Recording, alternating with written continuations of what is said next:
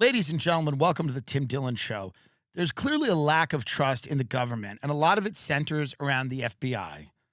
So, here to clear the air and answer some questions is the director of the FBI. Please welcome Kash Patel. Hello, buddy.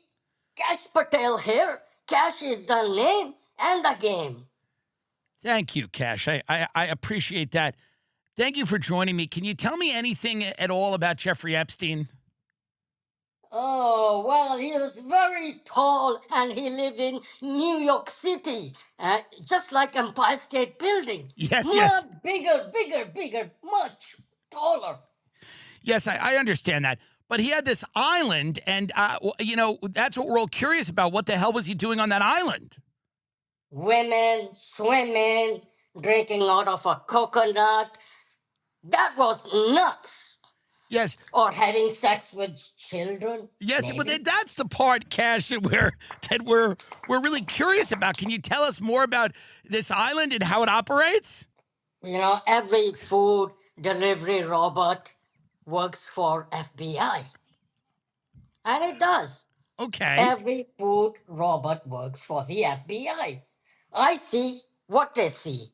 If you block one of the robots on the sidewalk, you don't get the delivery. No food. Nada. Yes. Nothing. Yes. And making me wait. Yes. To bring the food to the person. Well, that's not good. Kash, can you at least tell me about Thomas Matthew Crooks, the guy that shot President Trump? Who? Well, Kash, can you tell me anything about what's going on at the FBI right now? What have you learned since you've taken over the FBI? Oh, I've been so busy with FBI. I thought, I thought it was a Federal Bureau of Banking. I didn't know which stands FBI. I thought FBI stands for Federal Bureau of Investments. That's what I thought it was. You thought it was more of an investing thing. Yeah, banking investment,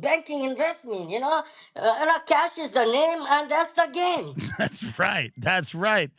I agree. Do you enjoy your job at the FBI? Is it a fun job for you? Oh, it has been so much fun, Every day I sleep under the covers, and I do, because I'm so busy. Well, do you have anything else to tell the people? Anybody, any final thoughts to people that may not trust you or they may not trust the FBI? Is there anything that you want to say to them that might make them feel better? Oh, I'm sorry. I've been such a Pisces because I've been solving all the crises. I apologize. I mean, I do, Yeah. Well, that's good. Well, listen, Kash Patel, I think a lot of people, you've cleared up a lot today. I think I did, actually. I mean, ask me anything you want to. Well, Yeah. Well, no, just, what a lot of people think your girlfriend is in the Mossad. What do you say to that? Mossad doesn't do it. Massage does it. Okay. Like she does it. Massage, Not a Mossad, massage. Well, Kash Patel, I thank you again. You're such an important part of our country, and we hope that you continue to work as hard as you've been working. I've been working so hard. That's the reason I've been sleeping under the covers. Yes. Well, that makes a lot of sense. Kash Patel, everyone, and we'll see you in Valhalla. Wahala to you. I thought Wahala. What's that? Fall always feels like a reset. Between back to school, busier routines, and shorter days, finding time to cook can be tough. That's why I love Factor. Their chef prep, dietitian approved meals make it easy to stay on track and enjoy something comforting and delicious, no matter how hectic the season gets. More variety, more meals. Choose from a wider selection of weekly meal options, including premium seafood choices like salmon and shrimp, at no extra cost. Enjoy even more GLP-1 friendly meals and the new Mediterranean diet options packed with protein and good for you fats. Savor global flavors. For the first time, try Asian-inspired meals with bold flavors influenced by China, Thailand, and more. 97% of customers say Factor help them live a healthier life. Feel the difference no matter your routine. I'm telling you, this is a product I've used on and off depending on where I am. It's such a great meal plan, and it really works, especially when you want good, healthy food that isn't, it's not time-consuming. There's no hassle. There's no worry. It's set it, forget it. here it is, and it's for you, and it's good, and it's warm, and it's hot, and it's tasty and nutritious. Everybody loves it. Eat smart at factormeals.com/Tim50 off and use promo code Tim50 off to get 50% off your first box. Plus free breakfast for 1 year. That's code Tim50 off at factormeals.com for 50% off your first box, plus free breakfast for 1 year. Get delicious, ready-to-eat meals delivered with Factor. Offer only valid for new Factor customers with code and qualifying auto-renewal subscription purchase. Ladies and gentlemen, welcome to the Tim Dillon Show. The good friend of the show, Katie Porter, running into a little bit of trouble after a couple of videos have surfaced of Katie Porter acting like herself. Katie Porter is the woman from the whiteboard. If you remember on the show, we talked about the whiteboard where instead of actual change in America, we have this theatrical show every few years where a senator, congressperson, whatever, will show up to Congress and put like a Jamie Dimon type on the hot seat. And that was Katie Porter. She did the whole thing with the whiteboard. She was, writing all these letters, and she's like, all these numbers on the board. And she's like, well, how would somebody that's paid what you pay them even live? How would they even live? And Jamie Dimon's like, I don't know. CEO of Chase is like, what? I don't know how anyone lives. And everyone's like, yeah, she got him. She got him. And then, of course, nothing, happens. And I said, on the show, Jamie Dimon probably gets on his jet afterwards and goes, who is that? Can we kill her? What's going on? But if you're a CEO of an American company, every few years, it is an established fact, and it's built into your calendar and your schedule that you're going to have to go take a performative beating in front of Congress, and then nothing fundamentally would change about the way that you did business. Katie Porter was that person who would come out like an angry mom. Cut it out back there. You picture her like sitting there. Yeah, here we go. Let's watch a little bit of the whiteboard. Just give you an idea of what I'm talking about. Do you know? I do not know. 14.4 billion. What's 40% of 14.4 billion? So 52? Yeah, the CEO never knows. Pretty good math. $5.6 billion. Now, by the way, there's people in a hospital bed going, how does this, is this gonna turn in my favor? And the answer is no. The answer is no, but it is entertaining because you go in front of Congress and Katie Porter goes, by the way, and that's how she got famous. This is how Katie Porter gets big. This is how she catches the national attention. She brings in the CEOs and she shames them. She brings out her whiteboard and she has that character. Everyone has a character. And her character is crazy, like she's a mom and she's had enough. That's her character. She's a mom and she's had enough. You can picture her in the minivan and it smells like a dog and there's two kids in the back and they're throwing French fries at each other and she's had enough. And if you're a mom that's had enough in America, Katie Porter is your person. She's not a glamorous woman. She's not especially articulate, but she is a ball of energy, and it's all brute force with Katie Porter. She's gonna tell you the deal. So now, it's nice to watch her abuse. And after these videos came out, by the way, over at Kalshi.com, this, this great site that looks at people's chances, and you can bet on it and make money, her chance of becoming governor in 2026 has plummeted from 40% to 18% on Kalshi. And one of the reasons is because people like Katie Porter aren't just Katie Porter when it's Jamie Dimon. And it's actually childish of Americans to think that. This is actually something that many of you should have been. And this is not an endorsement of Katie Porter, by the way. I don't really care if she wins or not. It doesn't matter to me. But I will say it is childish of America. This is something that Americans do all the time because a lot of you are children. Hopefully not the people that listen to this, but many of you are children. And children believe in fairy tales. And the fairy tale that many people believed about Katie Porter was she was only Katie Porter when it was necessary. She was only that rude, boisterous woman fueled by this fiery passion, and it would only ever get directed at CEOs whom you disliked. That was that's a fairy tale. No one is just that when it counts. Truly, no one is just that when it counts. Katie Porter's Katie Porter is Katie Porter is Katie Porter. If you fuck up her restaurant order, she's Katie Porter. If you're Jamie Dimon who runs Chase Manhattan, she's Katie Porter. If you're her staff, her husband who she dumped hot mashed potatoes on his head, you're Katie Porter. Now, the idea is you should want a woman like this. You should want a cruel, abusive woman because the president now is cruel, abusive, and petty, and his followers love it because he's also very funny. She's not as funny. But the pearl clutching about Katie Porter and people going, oh, but she's a vicious monster. That's what you want.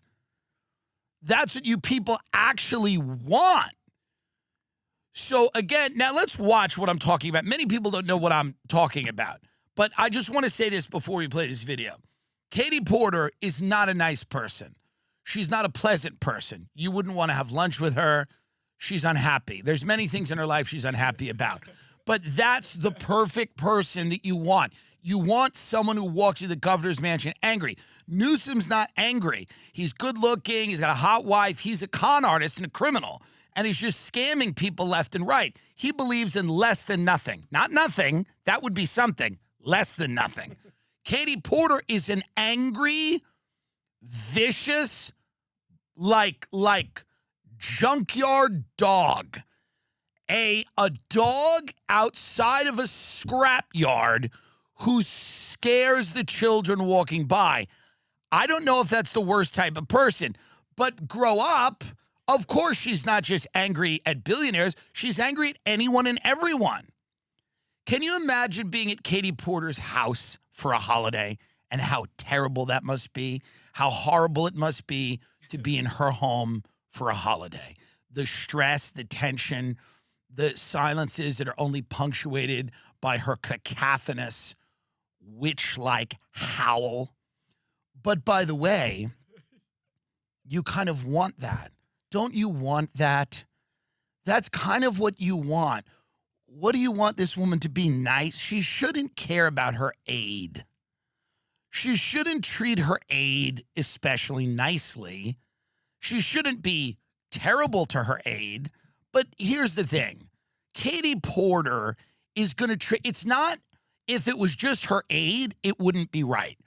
If she was just treating people in a lower station than her wrongly, that wouldn't be right. She doesn't know how to be nice to anyone. That's my point. My point is not that you should abuse the waiter, the waitress, the cook, the chef. I tip people a lot of money. I remember when I had shitty jobs. I'm not saying any of that is right. I'm saying this woman is incapable of being nice to anyone. It does not exist. You've never seen it from Katie Porter. She's incapable of doing it. It's why she's effective in the sense that she's been able to get into Congress. It's why that she's known nationally in the media as somebody. She's a bitch. That's it. Full stop. To everyone, she's going back through the McDonald's drive-thru in Orange County. She's going back through. There's the barbecue sauce is not in the bag. It's not in the bag. Or she's parking the car and she's going in. She's going in and she's cutting the line. She's cutting the line. She doesn't know how to be nice. Katie Porter, everyone, friend of the show. Savings for our economy. So I'm on the oversight committee, you might know, and that is where we did Look how nasty, by the way. Look at this. Everyone's going to get mad about her yelling at the aide. Look how nasty she's being right now. It's not even a particularly controversial question. She's angry. She woke up angry. She just wants to eat French toast. She's so angry right now. Keep going. What it showed is if we don't electrify our transportation sector, that we're going to lose more than 500,000 Californians dying prematurely to air pollution and other problems. And the state could lose. Get out of my fucking shot. I wanted to tell you that that's actually incorrect. It's not that it's electric vehicles. It's that if we don't meet the commitments under the Paris Climate Accord. Okay, it does. Okay. So now, see, here's the deal. She's got another boom baddie. She's hiring boom baddies, fatty boom baddies. Everyone's blood sugar in that house is low. Let's just be honest. Everyone's blood sugar in that house is low. Everybody needs a fish taco yesterday. Katie Porter is angry, but Katie Porter took her medicine. The girl came in, the boom baddie came in and said, hey, boss, you're actually wrong about what you're saying, boss. And then Katie Porter goes, yeah, well, you were in my shot before. Go to the other thing where she's, Katie Porter walks out on an interview. Because the woman at CBS just said the easiest thing ever. She's like, what are you going to say to Trump voters? And she's like, why would I need them to win? Now, all she had to say, all Katie Porter had to say, because this is the easiest question in politics. You always get this question. What are you going to say to the other side? That's the question. It's the easiest question in politics. And all Katie Porter had to say was, I think people, no matter who they voted for, all care about the same things. They care about their family. They care about their economic security. They care about their communities. It's the easiest answer I could give it. And I'm a comedian and a podcaster, and whatever else epithets are thrown at me on the internet. But I could have answered that question, and anyone could. Katie Porter doesn't want to. Why? She's angry. She's angry that she didn't leave the house in time. She's angry that the dress she bought doesn't look the way she thought it was going to look. She is pissed. And this little blonde bitch who's sitting in front of Katie Porter asks her a question, and Katie Porter goes, fuck this hack. Katie Porter in her head goes, she probably fucked her way into this job. She's a fucking brain-dead bimbo. Why should I have to talk to her? I am Katie Porter. I bring out a whiteboard in Congress, and I scream at billionaire CEOs. Why am I talking to this fucking trollop? But it's the easiest question in politics. By the way, I couldn't think of an easier question, literally. It's the easiest question because it allows you, the easiest questions in life are the ones you can redirect. Like in the sense that you have these prepared talking points, somebody asks you a question and you go, glad you brought that up. Boom, boom, boom. You hit your points. We believe in strong families, strong communities, crime, dick, choice, freedom, easy. Let's see what she does with it. Easiest question in politics. How does Katie Porter respond? Let's go. 3% of California voters who you'll need in order to win, who voted for Trump. How would I need them in order to win, man? Well, unless you think you're going to get 60% of the vote. You think you'll get 60%. Everybody who did not vote for Trump will vote for you. That's what you're saying. In a general election, yes. If it is me versus a Republican, I think that I will win the people who did not vote for Trump. What if it's you versus another Democrat? I don't intend that to be the case. So how do you not intend that to be the case? Are you going to ask them not to run? No, I'm saying I'm going to build the support. I have the support already in terms of name recognition. Mm-hmm. And so I'm going to do the very best I can to make sure that we get through this primary in a really strong position. But let me be clear with you. I represented Orange County. I represented a purple area. Mm-hmm. I have stood on my own 2 feet and won Republican votes before. That's not something every candidate in this race can say. If you're from a deep blue area, if you're from LA or you're from Oakland, you don't have an experience. But you just said you don't need those Trump voters. Well, you asked me if I needed them to win. So you don't I think feel like this is unnecessarily argumentative. What is your question? The question is the same thing I asked everybody, that this is being called the empowering voters to stop Trump's power grab. Every other candidate has answered this question. This is not Correct. And I said I support it. So, and the question is, what do you say to the 40% of voters who voted for Trump? Oh, I'm happy to say that. It's the do you need them to win part that I don't understand. I'm happy to answer the question as you have it written, and I'll answer it. And we've also asked the other candidates, do you think you need any of those 40% of California voters to win? And you're saying, no, you don't. No, I'm saying I'm going to try to win every vote I can. And what I'm saying to you is that... Well, to those voters, okay, so you... I don't want to keep doing this. I'm going to call it. Okay. Thank you. It's easy. Here's the thing. It's an easy question. Katie Porter is easily flustered. And this is what happens to people that are easily flustered. They crash out, as the youth would say. She crashed out. Get life insurance right now. You cannot wait. I'm telling you, so many people have an unexpected loss in their life, and the people that have protected their friends and family are always, a step ahead. They're ahead of the game. It's not a complicated process. With Ethos, it's 100% online. No medical exam required. You just answer a few health questions, get a quote in as little as 10 minutes. I'm telling you, you can get same-day coverage without ever leaving your house. You can get up to $3 million in coverage. Some policies as low as $2 a day, billed monthly. Ethos is a trustworthy company that disrupts the traditional life insurance industry. As of March 2025, Business Insider named Ethos the #1, no medical exam, instant life insurance provider. 3 million families have completed their applications and trusted Ethos to help find the right coverage. Ethos has 4.8 out of 5 stars on Trustpilot with over 2,400 reviews. Protect your family with life insurance from Ethos. Get your free quote at ethos.com/TIM. That's ETHOS.com/TIM. Application times may vary. Rates may vary. Protect your family with life insurance from Ethos. Get up to $3 million in coverage in as little as 10 minutes. Ethos.com/TIM. But again, Katie Porter doesn't know how to be another thing. Neither does Trump. People just like the thing he is, or enough of them like it. Trump doesn't know how to be something else. Trump is always Trump. He's always Trump when he's in Israel and he's doing the thing with Miriam Adelson, and he goes, hey, I asked Miriam, what country does she like better, Israel or America? She refused to answer. That might mean Israel. He's always doing Trump. He's always, I mean, this is amazing. Take a look at this. This is, again, you would think if you say to yourself, a lot of people in America have gotten really tired of Bibi Netanyahu and frankly of Israel at this point. And it's because they feel that groups like AIPAC and people like Miriam Adelson have too much influence on U.S. politics, and that the war in Gaza, which hopefully is ending over whatever. I mean, there's a lot of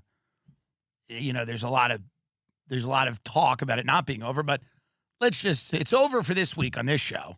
But a lot of people in this country are questioning the relationship between Israel and the U.S. Now, he has a major victory here. Now, whether it holds or not, I don't know, but he has a major victory where this thing kind of ends. And he could just walk away somewhat unscathed. And I don't mean unscathed, meaning like it's very tough to imagine that younger generations will support Israel the way that older generations have right now, if you look at the numbers. But the open wound of Israeli influence on American politics, there's nobody that symbolizes that probably more than Miriam Adelson, a Republican mega donor. This is Trump being Trump, doesn't know how to not be Trump. Play this. Miriam, stand up, please. She really is. I mean, she loves this country.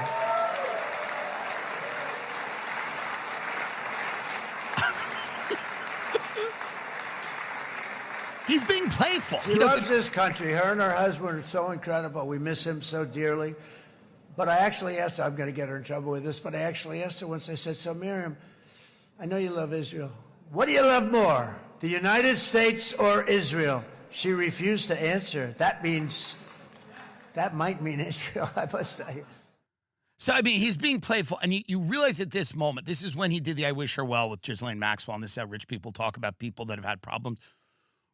The mega rich, there's a playfulness, and they don't realize how damning some of what they say is while they're being playful. Because, and I know this because I know more rich people now than I ever have. And what they will reveal in a moment of being playful can be very substantive and damning. But again, to them, they are just kind of poking and prodding and having fun, which is the luxury of being a billionaire or a centimillionaire. There's a luxury to not taking it. It's not that serious. That's really what this thing comes down. I asked her, what country did she like, this one or that one? And she didn't answer. It might mean this one. He's having fun. That's something he would have said at a dinner table with friends. He's saying it in front of the world because he doesn't know how to be anything other than Trump. It's just something to be said. There are certain politicians who are liquid, and they go into the shape of whatever container that is holding them. I've accused AOC of being kind of like this. You know, where she's to the left and then not, and then critical of Israel and then not so much, and then she's in front of a Jewish group and she's claiming to be partially Jewish, whatever. It's just not, you know. Obviously, Lindsey Graham is clearly like this, right? A guy who just... He hates Trump. He loves Trump. He's a neocon. He's a populist. It doesn't really matter. He's just doing what he thinks he needs to do to survive politically. But then there are people that are like Trump and Katie Porter. They don't know how to be anything other than what they are. So eventually what happens is the moment meets them. The moment meets them. Trump got elected during a time when we were about to run another Bush-Clinton campaign, and everybody was bored. And then he comes in and the moment meets him. Just like Katie Porter doesn't know how to be anything other than this angry mom with a stain on her shirt who's had enough. I've had it up to here. So nobody knows, Katie Porter verbally abused then husband in explicit tired. Fucking idiot. Too fucking dumb to operate a phone. And she dumped hot mashed potatoes on his head. That's what she did. Katie Porter once dumped scolding mashed potatoes on her then husband's head during a fight. Resurfaced divorce documents alleges. Clips of her fiery temper continue to go viral. She's got a temper. She's an angry woman. She's a potato hurling witch. But don't write her off. I think that would be a mistake. I think that would be a little bit of a mistake. I don't know that Katie Porter's done politically. She might be. She very well might be. But if the Democrats want to play in the sandbox, you're going to need people like Katie Porter. You know, Zohran Mamdani's about to win in New York, and a lot of people ask me what I think about that. You know, I'm a New Yorker. I've grown up here. I grew up on Long Island.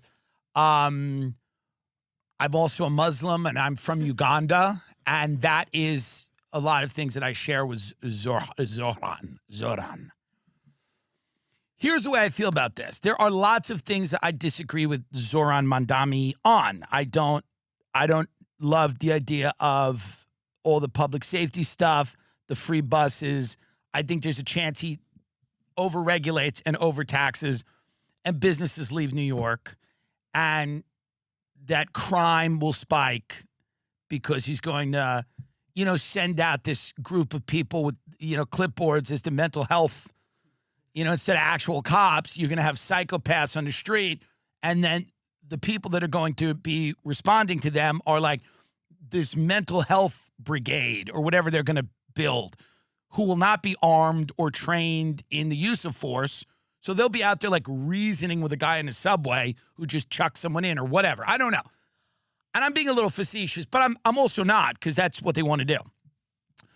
Maybe it'll work. I don't know. And I want it to work. Whatever they want to do, I want to work. I want the city to thrive and function. It's the greatest city in the world. I'm not one of these people who goes nuts over politics. I really don't. I don't think there's a lot in the world that changes your life more than politics. And we're going to talk about it a little bit in a minute, and it's AI. Half of your feed now is AI. You didn't do that. You didn't request that. You didn't ask for that to be the case. It just is. That wasn't political. That's not something necessarily that Congress did. Half of your feed on your phone is artificial intelligence. Now, maybe more than half. Some of you may be less than half.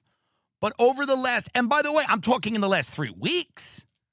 I'm not, maybe even the last 2 weeks, to be honest. I'm not even talking about over the last 6 months to a year. I'm not talking about gradual implementation. I'm talking about massive content dump of AI. A lot of it is fooling even people like me, not people my parents' age. Some of it I go, this is really, a lot of it you can spot, but some of it is really good. And young people are getting fooled by artificial intelligence. So when people focus only on politics, they're ignoring a lot of these other cultural trends that shape their lives much more than politics does. But I hope that this guy comes in, the sky doesn't fall, people go, oh, he can't get everything he wants done. I'm hoping that it's not a standoff between him and Trump. I don't want that to be the case. I don't like the ICE raids. I've said before, I think they're inhumane. A lot of them are heartless. I think all in all, people look at them and they don't feel good about being an American when you see a grandma who lived here 30 years or a father of a Marine zip-tied or deported, a guy who raised 3 Marines who's lived here 30 years. There are people that are for that, obviously. But a lot of people aren't. That being said, if you encourage, ICE is they're federal officers. So if you encourage people to attack federal officers, block them from carrying out a raid, if you're encouraging that behavior, you're starting a civil war. I mean, that's just what it is. Now, I don't think it's going to take the form of a civil war where you have two sides fighting, but if you're encouraging people to violently attack federal employees, you're going to start a situation like you have now where you have National Guard in cities. So even though you are against these raids and you don't believe they should be taking place, the goal is to win elections to prevent them. The goal is to create local, municipality ordinances that reduce the likelihood of them. The goal is to hold employers' feet to the fire who hire illegal labor instead of Americans. But you can't encourage people to go and attack the ICE in the street, because that will be used as the pretext for a massive deployment of military in the streets, in the cities. I mean, that's really the case. And we haven't seen the Insurrection Act. I hope we don't. But if you keep pushing and people are physically attacking or blocking ICE vehicles with their cars or doing things like that, the response is going to be great. It's just what's going to happen. People get mad at me on this show when I tell you what's going to happen. And you go, oh, I don't want it to happen. And I go, well, that's great. I'm telling you what's going to happen. Literally what's going to happen. So you can't do that. You can't just attack.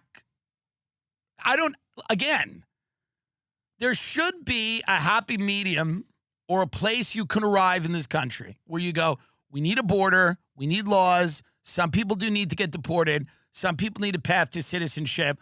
We need to prioritize American citizens. We need to talk about citizenship in America like it means something. We can't just destroy the idea of citizenship. You know, there needs to be some happy medium there. And you need to find that, and hopefully somebody finds that. You can't let 10 million people in, like Biden did, into a country that's already struggling with vast amounts of wealth inequality. Very hard to assimilate people that are already here into an existing economic and political structure. So you have to find that space where it's not pure chaos, where you're sitting in a restaurant and then ICE shows up and is dragging people out of the back of the restaurant. There's got to be a way to not live in that chaos. I mean, you would think, you would hope there should be a way to do it. And I'm not an expert exactly on how to do it. I have thoughts that you don't need to have masked people that are, you know, that are just kind of terrorizing communities and showing up and grabbing people, and people leave their house and they're never seen again. You know, they're running through a, what is this? They're running through a Walmart? Walgreens in Chicago. Yeah, I mean, like, again, this is chaos. It's absolute chaos. Get the fuck out of here. He's a citizen. He's a citizen. Why are you running? Because you saw you like. He's a citizen. Yeah, so I mean, again, it's absolute and utter chaos. And it's something that is going to lead to clearly to worse things. Are you ready to win, folks? Are you ready to win? PrizePicks is the only app that offers stacks, meaning you can pick the same player for up to 3 times in the same lineup. Want to pick more on Josh Allen's pass yards, rush yards, and touchdowns? Now you can pick all of them in the same lineup only on PrizePicks. This episode is brought to you by PrizePicks. You and I make decisions every day, but on PrizePicks, being right can get you paid. Don't miss any of the excitement this football season's on PrizePicks, where it's good to be right. Follow other PrizePicks players directly on the app and copy their lineups in one click, whether it's a friend, a celebrity partner, or just somebody whose picks you like. Hit the follow button and check out every lineup they create in the new feed tab on PrizePicks. Download the PrizePicks app today and use code TIM to get $50 in lineups after you play your first $5 lineup. That's code TIM. You get $50 in lineups after you play your first $5 lineup. PrizePicks, it's good to be right. Everyone loves Helix. Everybody who comes and hangs out at my house in the Hamptons goes, these mattresses are amazing, and they're all from Helix. They're amazing. Helix is the best mattress provider. We've had them for years. Everybody loves them. I'm telling you, you take a short quiz, and they tell you exactly what kind of mattress is perfect for you. Whether you have issues with snoring, back pain, sleep apnea, sleeping through the night, sleeping too hot, too cold, whatever, Helix has a mattress for that.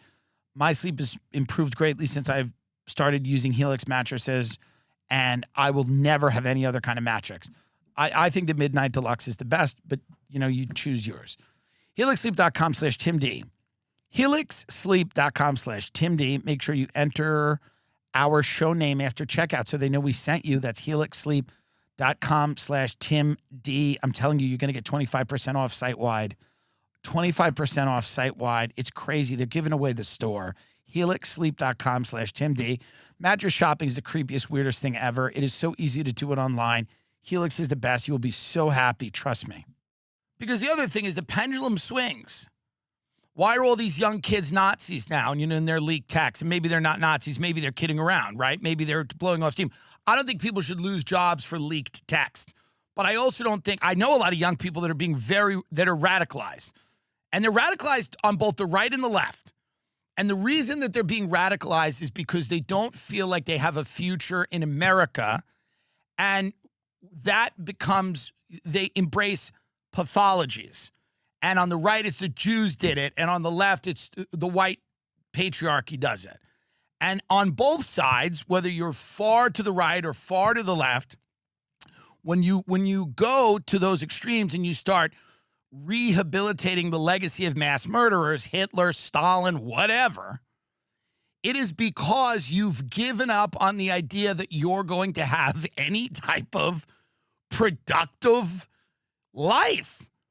And that's terrible. And those conditions have been created, not overnight, but they've been created where younger people have become radicalized. On the Israel question, younger people have been radicalized in the space of a year, probably, or maybe even a little more than that, because a lot of the things that are coming out are so blatant and absurd, and it's clearly obvious that Adelson and some of these donors went to Trump and went, we can, you'll win, we'll give you the money, you'll stay out of jail, but we want X, Y, and Z. And these are all the kids on TikTok. And these are all the kids that are looking at the bodies of 2-year-olds that are being scattered. And then we have, Mike Huckabee performing this number. And, I mean,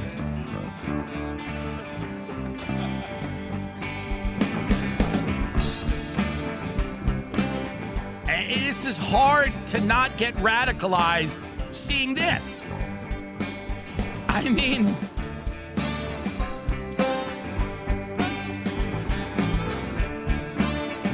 it's crazy. Torah scrolls keep on turning. I mean, do they want everyone to be a Nazi? I'm starting to think they want everyone to be a Nazi. There's no explanation for this. There's zero explanation for this. I mean, I read those Republican text messages, and a lot of them are listen, I don't know these people, and they're not kids, right? They're in their 30s, and they are saying all this fucked up crazy shit. And again, I think the goal, and I've said this on Rogan, the goal of and I don't know who's kidding, who's not. Again, I'm not like leak the text and fire everyone, but I do think it's worth noting that radicalization on many sides of the political spectrum, but is happening. And when you see Huckabee performing Sweet Home Yeshiva, whatever it was, Sweet Home Yerushalayim, this is causing, I mean, what could the point of this be if not to turn people radical on this issue? And you don't want it. You don't want Nazis. You don't want fascism. You don't want communism. They're the same thing. They're authoritarian structures where you view everyone outside of you as an enemy and you want to kill them. And it only leads to violence. Truly, it only leads, this tribalism and the identity politics only leads to violence. But then you look at some of this stuff and it feels inescapable. You go, well, of course. When as somebody who's been out of the closet for 15, 20 years, when I saw 5-year-olds at drag shows, I said the pendulum swing is going to be huge. And we're going to go back to the Catholic Inquisition. People don't hate gay people. People don't really care what other people do. Yes, some people do. Some people do. There are extremists. There are, that Fred Phelps gang and others like them, right? I'm not ignorant. But what I'm saying is most people in America are not sitting in their houses hating you. They're just trying to survive. They may disagree with you. They may not like you. They may not have any experience with you. But when you push an ideology on people, when you tell them we're going to destroy your understanding of what a man is, what a woman is, and we're not going to say this is just the way we feel, and we're going to say this is going global, and everybody needs to subscribe to it, or you're out. And we're going to fire you and shame you. And if you don't play our game, you're out. The minute you start doing that, people start looking at their kids and their families and going, I'm losing control of the only thing that I have, which is my family, my children, our values. I'm losing control of that to schools. I'm losing control of it to the government. I'm losing control of it to the entertainment industry. And that's always been a theme of America, is that you had to fight because all of these things, the food is poison. You had to fight. If you wanted to keep your family healthy, you had to fight. These were all things that have been part and parcel of a country where we let, you know, these multinational corporations pillage. But I look at this stuff, I look at the Adelson stuff, and I look at this guy playing. I mean, and I can't think. Are you trying to make people anti-Semitic? It's so, you're laying it on so thick, which is the exact opposite of what anyone should want. Tribal identity politics is the exact opposite of civilization. It's diametrically opposed to civilization. Civilization goes, you're from here, you believe this, I'm from here, I believe this, we're cool. The opposite of that is sectarian warfare. It's the Middle East, it's Africa, it was the Balkans, where people are murdering each other and they don't see each other as human beings. Israelis do not see Palestinians as human beings. Palestinians do not see Israelis as human beings. They've been thoroughly dehumanized. They celebrate each other's deaths. What just happened with Charlie Kirk? This guy gets shot, murdered, assassinated on live TV. There are people celebrating his death in the same way that somebody would celebrate the death of someone in another tribe in a third world country. And that should wake people up. I don't know that it has. And I'm not saying it only goes one way.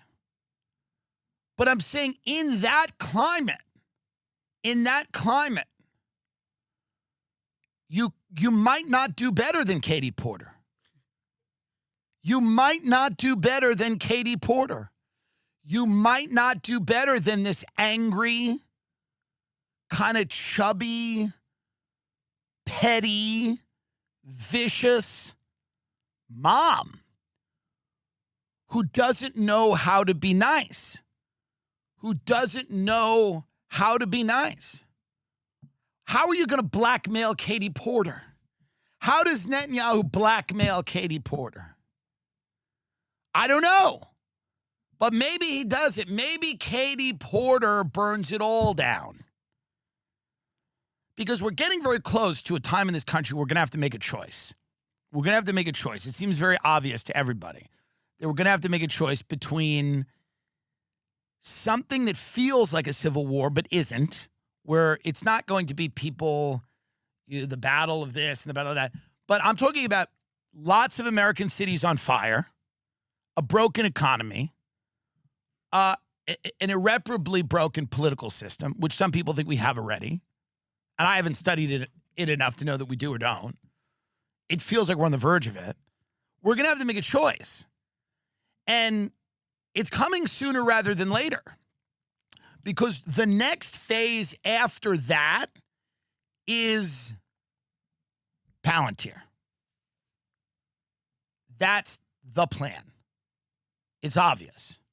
The next phase after a good few years of burning and violence and unrest will be, we will walk into a surveillance state willingly and happily because they will provide order.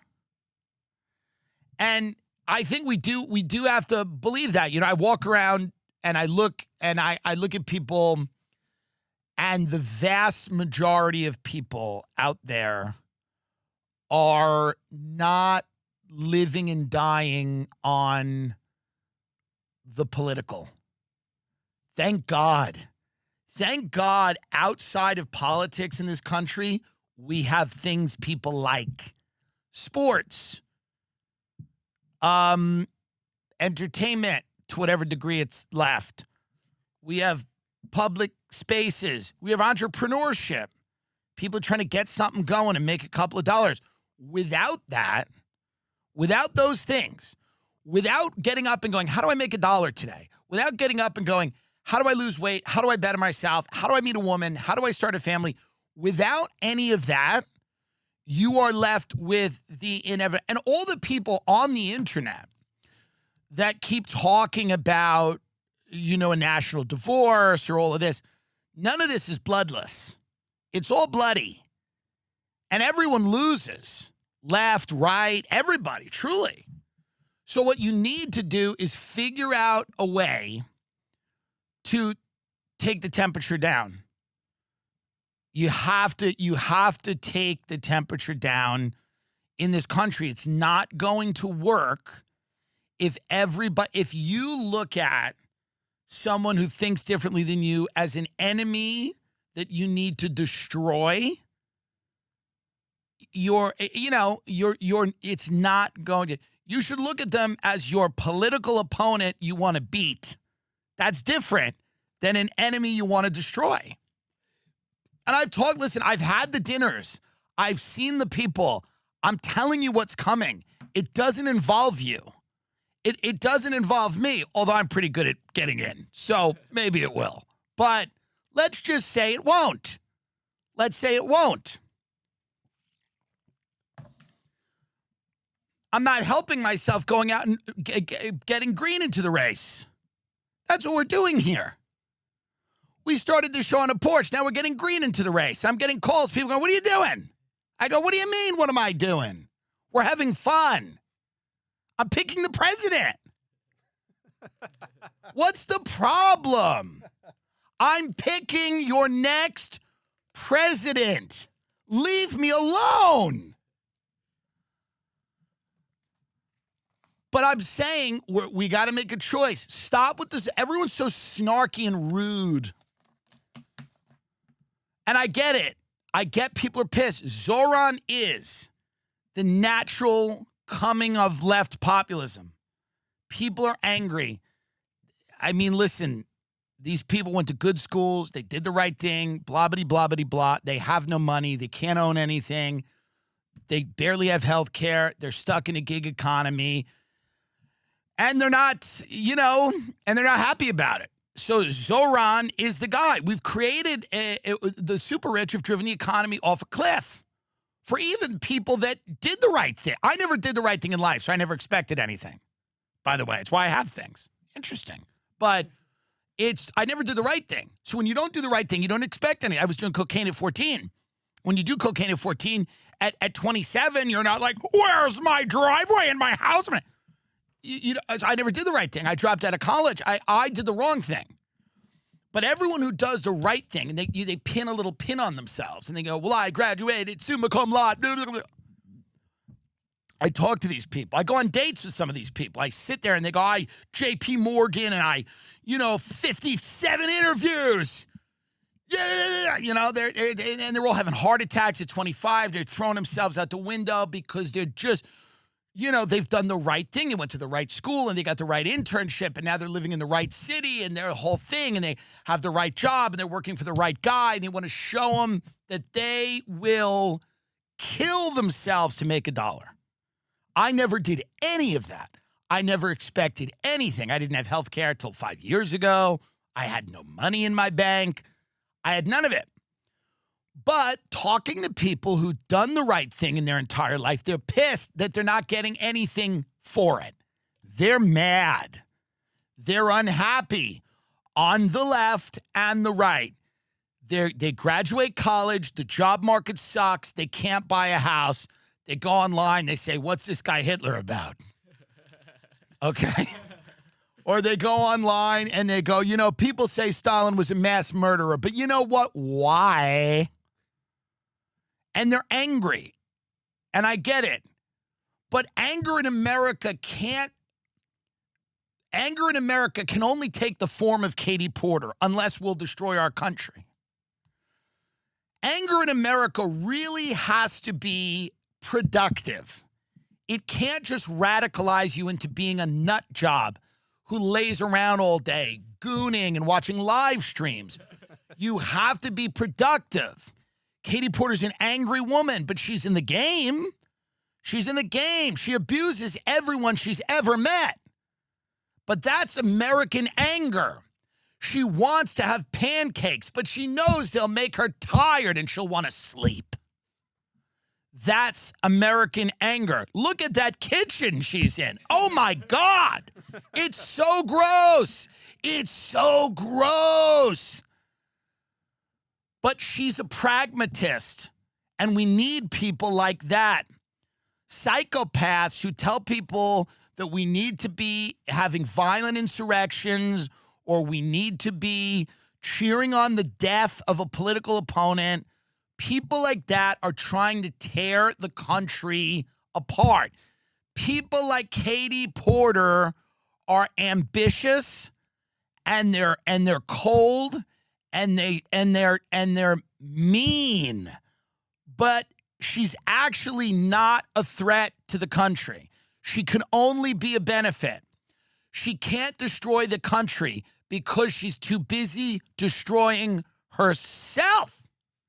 And that's what we need to get back to.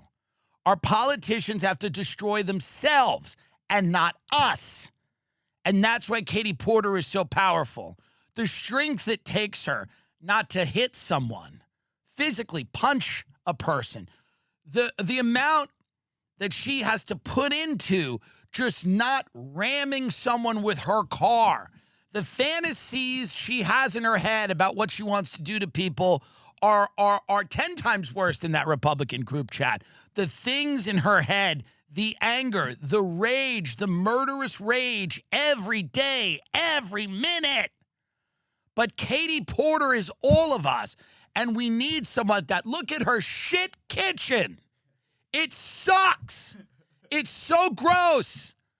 You can't, if any sauce splatters, it goes right on the wall. It sucks. She lives in a dump. She doesn't have any money.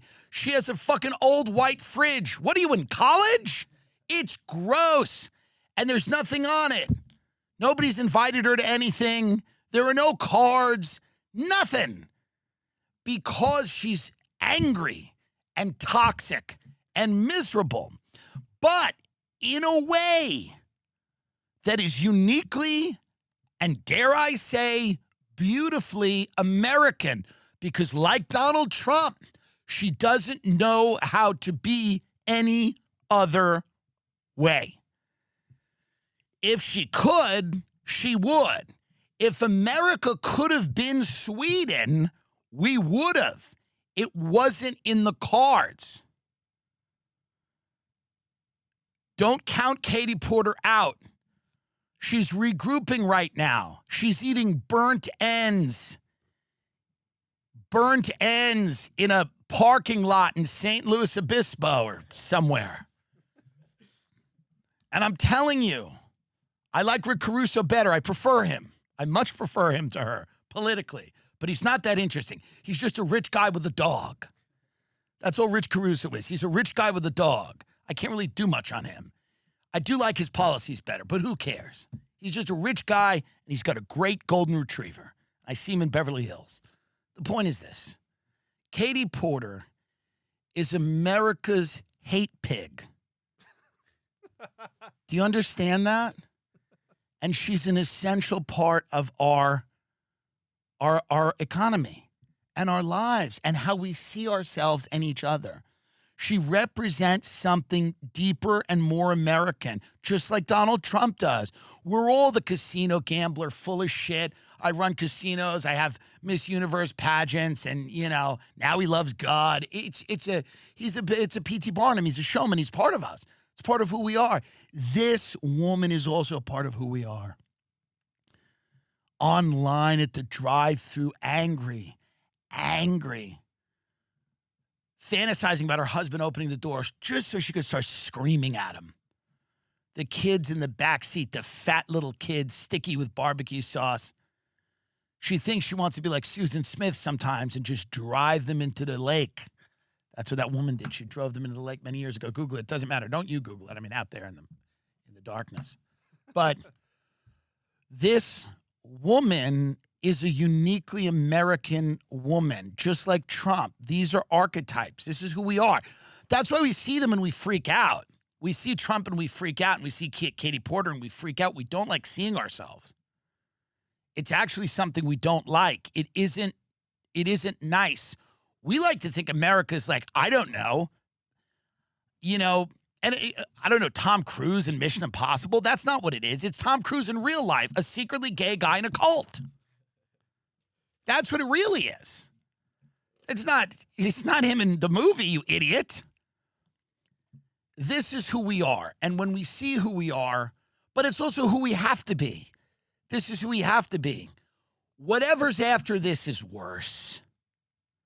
Whatever is after this is worse.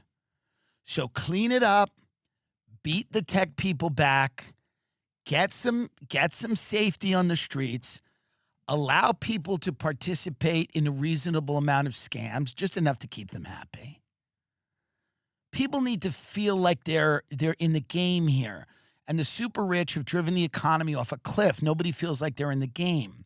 So they're inventing another game. And you don't want them to do that. So I don't live in California anymore, and it's illegal for me to vote for Katie Porter, but it doesn't matter because I think they let people illegally vote there.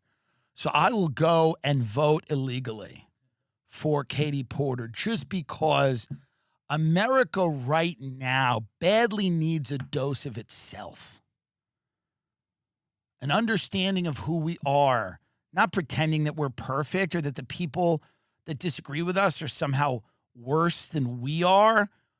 The core guttural level of who we are as Americans is that we've inherited this kind of amazing place. And because of our selfish behavior across the board, have kind of created this horrible nightmare that we all inhabit now. And then we're looking for a way to make it just a little less horrific, just a little nicer, just a little kinder. I mean, that's what most people want. They just want to live. You only get so much time on Earth. And the people like Katie Porter are the avatars of our nightmare. They are the pictures of our madness. Her madness is our madness. The traffic, the drive-through line being too long, the inability to not eat the bad thing, to not violently act out, to not dump the potatoes on the husband, the rage, the anger, the cauldron of burning fire inside of this woman, the ambition. This is who we are, and we have to take a long, hard look at it. It's not going to change overnight. We're not going to simply become different people overnight. We have to grapple with this. We have to wrestle with who we are, and we have to see the value in it. Katie Porter has a utility. America has a utility. There are still things we have. We've got land, resources, people, got a strong military. We've got money. We've got a lot of shit. Let's not flush it down the toilet. Don't flush Katie Porter down the toilet. Okay? Get into the toilet with her. Throw her a life raft. Get into the toilet with her and start screaming. Because that's the only thing that might save us. Thank you so much. Good luck.